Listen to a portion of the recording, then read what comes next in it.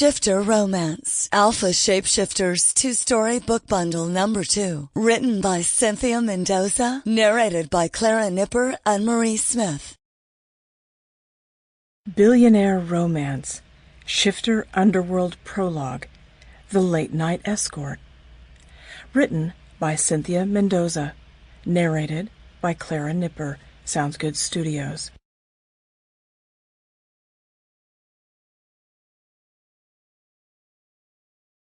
Prologue.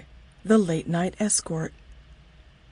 The sound of her alarm was shrill and entirely unwelcoming. Kara stretched, fumbling around on the nightstand for her cell phone without opening her eyes, hitting the snooze clumsily. She rolled over, gathering the blankets around her. It was too early to be up. But the alarm went off again, and she slowly opened her eyes this time, swiping her alarm to off. The room was dark and silent, thanks to her blackout curtains. She swung her legs out of bed, standing up and reaching for the curtains, bracing herself for the flood of light. In her room, as long as the curtains were drawn, it was night time. Outside, it was a bustling, energetic 2 p.m., traffic and sunlight and all. She sometimes thought that she would never get used to these hours. It was, truly, the only part of her job she really didn't enjoy.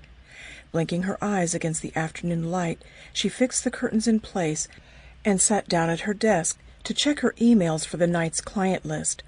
By now, all the background checks would have gone through, and her Friday night dance card would undoubtedly be full. To her surprise, though, there was only one email in her inbox. Brow furrowed, she opened it. Kara, I know this is highly unusual, but a client has requested your time for the entire evening tonight, from 10 p.m. until 2 a.m. He also requested that you not see any other clients in the hours until 10, and offered to pay for those hours as well as the ones he has requested you for.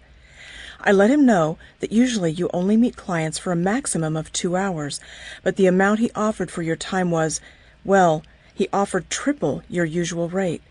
I did a thorough check on him, and although there is some activity, it appears to be more of a business nature, if you catch my meaning. I'm sure that he checks out as a client. He did have some very specific requests for you. He sent a package for you with all of the items that he wishes for you to wear tonight. I've had it sent to your apartment. If you choose not to take the appointment, I'll be sure they are returned to him. I thought that you probably would choose to take it, though. He also mentioned that he has some unusual tastes. From the way he phrased it, I would guess he's into some kink or BDSM.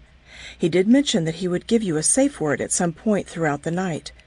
Let me know if anything seems wrong to you, or if you would rather not meet with him. If I don't hear from you, I'll assume you're keeping the appointment. Thank you, Elena. Kara blinked at the screen. All night? Triple the usual amount? She didn't consider turning it down for a second. It was too much money to refuse, and Elena had never sent her a dangerous client yet. If she thought that none of his criminal activity was dangerous to a call girl, then Kara was sure it wasn't. She was curious about the package, though. She stood and took her long black silk robe off the coat tree it hung on and swung it over the cotton camisole and panties she usually slept in, heading to her front door. Just as Elena had said, there were 3 long white boxes and a smaller black box sitting at the front of her door. She gathered them up and took them back to her bedroom, spreading them out on the bed. She opened the biggest box first. Inside, nestled in fragile tissue, was a floor-length black velvet dress with thin spaghetti straps. There was a deep V in the front, but the collar was a high Mandarin style. It was a difficult style to pull off, one that only a thin woman with a delicate face would look good in.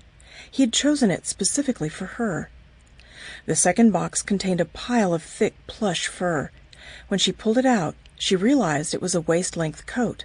It was a glorious mixture of browns and blacks, clearly meant to keep her warm in the cold January air outside. She ran her hand across it once more, fingers sinking into the fur, and then she laid it aside as well. The third box contained lingerie. The first item she pulled out was a black corset with lace overlay, lace so fine that she couldn't imagine how much it had cost. The corset wasn't any cheap sex shop construction either. The boning was steel all around, with heavy corded laces running through the steel grommets in the back.